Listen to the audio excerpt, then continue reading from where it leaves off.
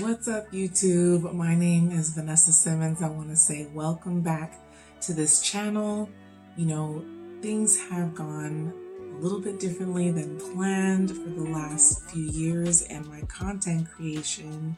But shortly before the pandemic, I started homeschooling my children, and I have been enjoying it so much that a lot of things have gone to the wayside. And so this year is an opportunity for me to jump on content creation and really share with you the wealth of knowledge that I gained for myself when I started breastfeeding my youngest. And so now I would just like to say welcome back to this channel. Whether you have been a subscriber or you're just now starting to watch this content, I want to say welcome. Hey mama, if you have any questions, I want you to leave them down below in the comment section. And if you have any concerns, feel free to email me at vanessa@normalizebreastfeeding.org. My name is Vanessa Simmons. I am a photographer, speaker, and author. I authored the Normalize Breastfeeding movement in 2014 with our baby on my hip. I traveled the United States for the Normalize Breastfeeding tour with the support of my husband, and it was an amazing journey. And so now I am home enjoying it and excited to just bring you content that will help you to better understand the journey, help you to get a better understanding of why this breastfeeding thing is just so important, not just for you and for your baby and for your family, but for your community and for the world. All right, so we're going to jump right into it. I just want to remind you that if you're not already subscribed, go ahead and hit the like button for this video and then hit the subscribe button. If you're not already subscribed, it's free. And I want you to know that more than 50% of our subscribers are men. So I want you to hit that subscribe button, ring that notification bell if you'd like to see our videos as soon as they are published. All right, I want to say thank you so much to those of you who have supported this channel in the past, and we're going to jump right into it. So today we're going to be talking about some of the benefits of breastfeeding for moms specifically. A lot of times when you hear about breastfeeding, you hear about how good it is for the baby. You hear about how it's so important that you breastfeed your baby, right? But not a lot of people really focus on the mom and focus on why is it good for you? What's in it for you? Well, I'm here to tell you that today, and I'm here to share that with you. And I think that you're going to be really surprised at some of the benefits that can help to increase your health for choosing to breastfeed your baby. So I was doing a little bit of research on this because I just wanted to kind of refresh my memory. It's been about 8 years since I started breastfeeding our last baby, and also about 5 years since he stopped breastfeeding. So I wanted to refresh my memory, and I jumped online and found a really cool website that actually has some great facts, but also some great visuals. It's called Majka, Majka. They had a really great blog post that I thought was really beneficial, and I'm going to link it down in the description below so that you can kind of take a look. But I'm going to go over some of the information that they put in this blog post. I am a certified lactation educator and counselor, and so I know that this information is true, but I wanted to make sure that I grab some updated information and make sure that I give that to you live and direct from one of these updated resources. So we're going to jump right into it. I'm going to pull up this amazing infographic that they have on this website. So it's interesting for moms after you give birth. It's so important to remember that when your baby is born, also the placenta is born right after birth. And when your placenta is born, you're actually leaving a placenta-sized hole in your uterus. So imagine how long it would take for that piece of your uterus to heal. after carrying a baby for 9 whole months. It's going to take some time, okay? And so, number one thing that can benefit the mother for breastfeeding immediately after childbirth is the decreased postpartum bleeding. And that happens because once your baby is placed outside of your womb, they call it the outer womb when your baby is placed on your stomach, that actually sends signals to your brain and to your breast to help kickstart milk production. But it also, once your baby latches on, you'll start to feel really achy and really crampy, and that's because your uterus is starting to shrink. And this is a good thing. You want your uterus to go back to the normal size as soon as possible. And so what's so important is that once you get your baby latched on, you're going to feel some discomfort. You might feel a little bit of pain, and that's why you have your lactation consultants there to help you get a good latch.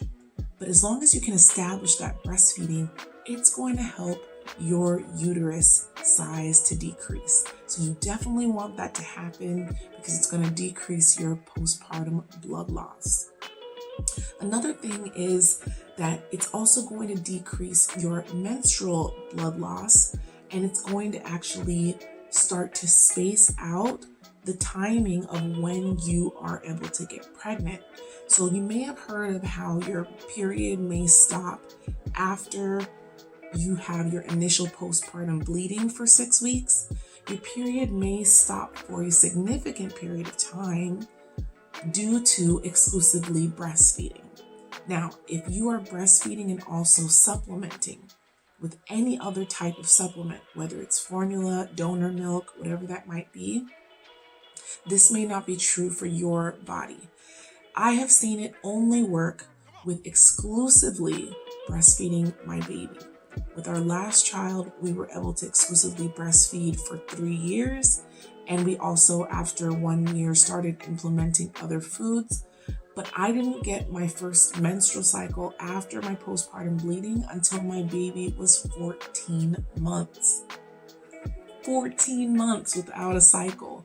So that doesn't mean that you can't get pregnant.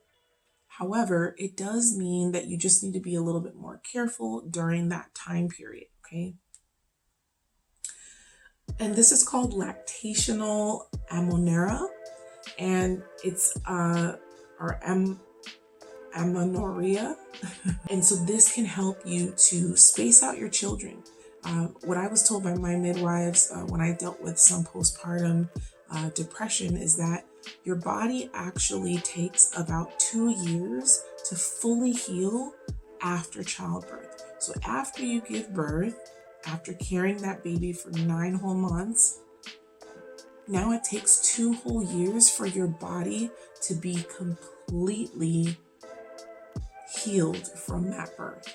So you'll start to see some families, they do natural family planning, right? You'll start to see that their babies are spaced maybe 2 to 3 or 4 years apart. And that's because the body has a natural cycle to make sure that you are healthy when you are getting back into the groove of getting pregnant, conceiving, and carrying another child. So your body knows how to heal itself. It knows what's best for you. And there can be times where you may experience a miscarriage between babies because your body was not fully healed and ready to nurture another child, okay? And so that can happen as well. It's happened to me before, and if it's happened to you, this is a good way of kind of reconciling and understanding kind of what happens during those times. Another great advantage for you as the mom for breastfeeding is that you will see an earlier return to your pre-pregnancy weight. Now, that comes with a little, a little pin in it, because we have to remember that it's not just the breastfeeding, okay? What you eat, what you drink, and how you move, if you're exercising and active, is all going to correlate with how your weight loss will be sustained. And so it's very important, because a lot of people will say, well, I never lost weight. And that's happened to me too, but I have had an experience where I did lose weight, and it all had to do with my choices. It all had to do with my discipline, right? Learning how to prioritize my meals and prioritize the different things that I wanted to implement into my diet and into my exercise routine so that I could return to that pre-pregnancy weight. So you have to be very intentional with the breastfeeding. It can't just be, I'm breastfeeding so I can lose weight, right? There's other things that do factor in there, okay? And always check with your provider as far as what kind of exercise is good for you and when that time is appropriate, because you do have to be cleared during the postpartum period to be able to work out and exercise again regularly. And so another benefit for mom is decreased risk in breast and ovarian cancers. And so this one is huge. Like, no one wants to experience breast cancer, especially not after having a baby. Even if it's hereditary, it's not something that we really want to experience. And so it's so crucial that we keep in mind that our bodies were created in such a way that if we take care of them according to the plan that nature already has for us, that we will have a significant opportunity to avoid some of these diseases and these cancers that can overtake our bodies. And that happens at a cellular level. So it's so important to consider what's happening inside of your body while you're breastfeeding and not just what's happening on the outside. So some of the other benefits for moms to breastfeed are really striking, but they don't happen unless your cumulative breastfeeding has reached 12 months and higher. So that means breastfeeding past 12 months. And that can be difficult. It is a commitment to a very disciplined way of life to be able to sustain your baby with your milk for an entire year. But I can tell you right now, the benefits are amazing and the benefits are beneficial to you for a lifetime, okay? So some of these, I'm just going to read them off from this Majka site. You can experience a 4 to 12% decrease in type 2 diabetes for each year that you breastfeed. Think about that. So if you breastfeed for 2 years, that's 24%, up to 24% decrease in type 2 diabetes. I don't know if you're like me. I had gestational diabetes with my youngest, and that means that I am more susceptible to getting diabetes with any additional child and after having given birth. Okay, that means that if you breastfeed for an additional year, like with my son, I breastfed for 3 years.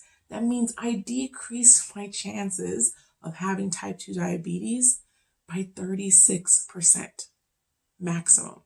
Okay, that's amazing. With a cumulative breastfeeding duration of 12 months to 24 months, mothers at risk of rheumatoid arthritis, the risk was 20 to 50% respectively. Okay, so 12 to 24 months. That means that if you breastfeed for 12 months, you have a 20% decrease. And if you breastfeed for 24 months, you have a 50% decrease, right? So the benefit is in the duration. See, a lot of people just think, oh, if I breastfeed the minimum, it's 6 months, right? Then I gave my baby the minimum requirement. But we have to remember, according to ancient ways, breastfeeding was the minimum. Like, offering your baby your milk was the minimum. And now that we're living in these modern times, we have so many different things that prevent us from being able to commit our way to nurturing our children in this way. But I want to ask you, what is a better benefit than your own health, right? What is a better benefit of you breastfeeding than you increasing your health? Okay. It's said that we can actually We could actually increase economic benefits as well. I'm going to get there. But it also says that 28% of reduction in ovarian cancer for 12 months or longer. That means if you can just get to 12 months, just get to 12 months, you're almost at a 30% reduction of ovarian cancer. Why wouldn't you want that benefit, right? And then another one is cardiovascular disease. Your cardiovascular disease risk, which is basically heart attack, and this is a disease. Cardiovascular disease is a disease that is very high among women. It's very high among, basically stress, right? High blood pressure, all these things that lead to cardiovascular disease, they increase in women, especially after childbirth. Think about all the things that are happening in your body, and then you give birth to a baby. The natural process to bring your baby back to normal is to breastfeed your baby. And when you don't, there are huge risks involved. So this is saying that your cardiovascular disease risk goes down by 10%, hypertension goes down by 11%, and your lipidemia goes down by 19% with cumulative breastfeeding of 12 to 23 months of breastfeeding, okay? So you are looking at some extreme and phenomenal benefits for your own health by choosing to breastfeed your baby. Now, to the most interesting one is the economic benefit, right? The most interesting benefit among all of these benefits is the economic benefit, because as breastfeeding moms, we are capable of saving 13, get this, $13 billion a year in the healthcare system. And this does not account for parents missing work or healthcare costs or other diseases. This is just because of exclusive breastfeeding for 6 months. So doing the bare minimum can save the entire healthcare system $13 billion per year. Wrap your head around that. Because the reality is that this is the opportunity for you to dramatically change your health and your future. I don't know about you, but I want to be here for my children when they get older. I want to be here to be able to be with my husband when we get older. I want to be here so that I can start to be a benefit to the lives of my children when they start having babies as well. I want to be here for that. And so my health was so important. And that's the reason why I chose to continue breastfeeding. And with my first baby, I only got to 6 months, but with my second, I got to 11 months. And with my third, we got to 3 years because of this amazing, amazing normalized breastfeeding movement. So share with me your breastfeeding journey in the comments below. Let me know, how long did you breastfeed? What was the number one reason you chose to breastfeed your baby? And I cannot wait to hear more from you. I'll be back with another video. Thanks for watching.